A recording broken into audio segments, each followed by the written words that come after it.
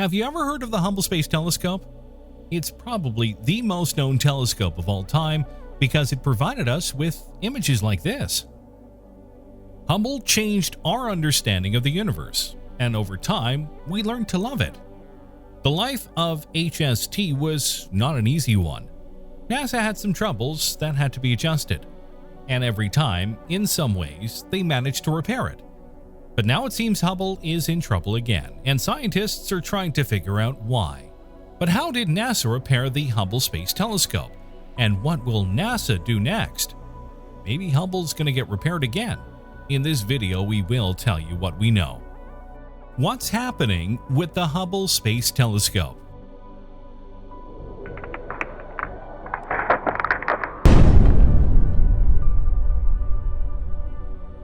Orbiting high above Earth in the so-called low Earth orbit, the Hubble Space Telescope had one of the clearest views of the universe. Its sight is free from the blurring and absorbing effects of the atmosphere. It's sensitive to infrared light, visible light, and it can detect also ultraviolet light, which is impossible to detect for a ground-based telescope because it is absorbed by the atmosphere and therefore visible only from space. Hubble has beamed hundreds of thousands of celestial images back to Earth during its journey in space. Each instrument on HST was designed to examine the universe in a different way. Using its cameras, Hubble captures framed images. Using spectrographs, breaks the light into colors for analysis.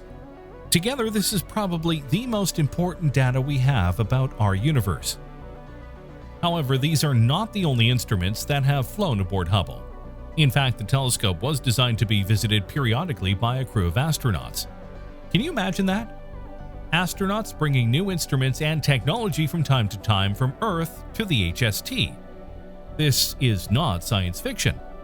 Hubble was launched in 1990, and from December 1993 to May 2009, our beloved telescope was repaired and updated 4 times.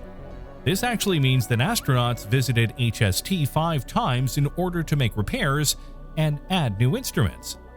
The first problem, and maybe the most famous one that Hubble had, was the one with the primary mirror. After its launch in April of 1990, NASA discovered that the primary mirror was flawed. It didn't work as expected because it had an aberration that affected the clarity of the telescope's early images. The flaw was tiny, only about 1/50th the width of a human hair, but significant enough to distort Hubble's vision. During the so-called Servicing Mission 1 in December of 1993, astronauts added corrective optics to compensate for the flaw. The optics acted like eyeglasses to correct Hubble's vision. Also in 1997, the Servicing Mission 2 took place, whose aim was to extend Hubble's wavelength range into the near-infrared for imaging and spectroscopy, allowing scientists to probe the most distant reaches of the universe. The replacement of failed or degraded spacecraft components increased efficiency and performance. Then in 1990, with Service Mission 3A and 3B, Hubble entered a state of dormancy called safe mode, while NASA's astronauts were trying to repair one of Hubble's 6 gyros. During Servicing Mission 3B, astronauts also replaced Hubble's solar panels and installed the Advanced Camera for Surveys, which took the place of Hubble's Faint Object Camera, the telescope's last original instrument.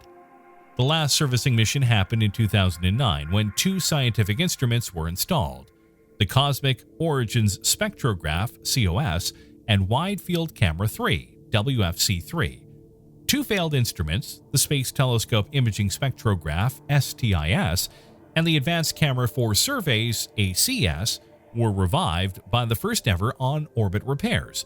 With these efforts, Hubble was brought to the apex of its scientific capabilities. To prolong Hubble's life, new batteries, new gyroscopes, a new science computer were also installed during the mission's 5 spacewalks. Additionally, a device was attached to the base of the telescope to facilitate deorbiting when the telescope is eventually decommissioned. This is a wise choice because we don't want Hubble to fall towards Earth, breaking houses. Instead, we maybe want to celebrate it at the end of its mission and put it in a museum so that everybody can show love and respect to one of the most important instruments humanity has ever conceived. Hubble has taken over 600,000 additional observations to exceed 1.5 million during its lifetime. Those observations continue to change our understanding of the universe. It has contributed to some of the most significant discoveries of our cosmos, including the accelerating expansion of the universe, the evolution of galaxies over time, and the first atmospheric studies of planets beyond our solar system. But now Hubble is getting old, and it seems to have some issues. Scientists are trying to figure out what's happening, but it's hard to say. But what exactly has happened? Before answering this question, be sure to like or dislike the video so that we can continue to improve and make these videos better for you, the viewer. Plus, be sure to subscribe to the channel by clicking the bell so that you don't miss any of our weekly videos. What happened is that the Hubble Space Telescope's payload computer, which operates the spacecraft's scientific instruments, went down suddenly on June 13th. Without it, the instruments on board, meant to snap pictures and collect data, are not currently working. Scientists have run a series of tests on the malfunctioning computer system but have yet to figure out what went wrong. It's just the inefficiency of trying to fix something which is orbiting 400 miles over your head instead of in your laboratory, Paul Hertz, the director of astrophysics for NASA, said. If this computer were in the lab, we'd be hooking up monitors and testing the inputs and outputs all over the place, and would be really quick to diagnose it, he said. All we can do is send a command from our limited set of commands and then see what data comes out of the computer and then send that data down and try to analyze it.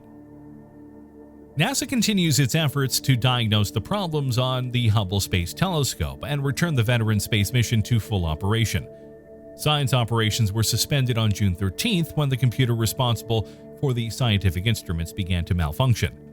The science instruments themselves were automatically placed into safe mode, and the rest of the telescope continued to function normally. Tests of the payload computer indicated the problem was not in the computer's memory as originally thought, but somewhere else in the Science Instrument Command and Data Handling Unit, SI-C&DH.